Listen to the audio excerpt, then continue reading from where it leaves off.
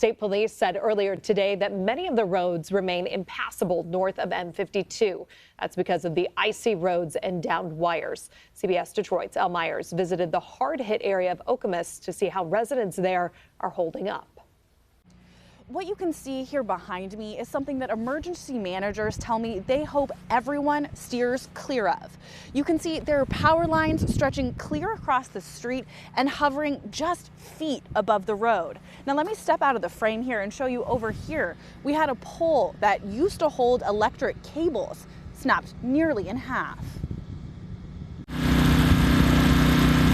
You can hear the familiar hum of generators here in Okemos as people survey the damage from Sunday night's storm. All of a sudden the power went out. We heard what sounded like a freight train. Benavinia tells me her home was spared any major damage, but trees in their yard and in the neighborhood came down.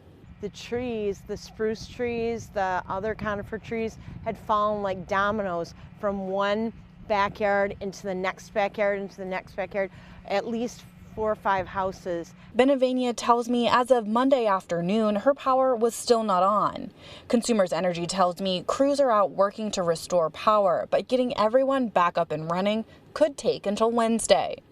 Rob Dale with Ingham County Emergency Management tells me officials are still working to define yesterday's storm. Right now, we do know it was a windstorm. There may have been some tornadoes involved. On these smaller end tornadoes, sometimes it's hard to tell the difference between a tornado and a straight line wind.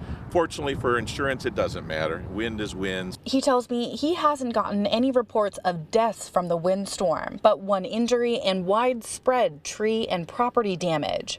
He says storms like this one are why it's important to practice what to do when a storm is coming. We just did our tornado drill last week, so if you didn't take it seriously before, we really hope you take tornado safety seriously in the future, again, and save your life and protect your household as best you can. Reporting in Ingham County, I'm Elle Myers, CBS News, Detroit.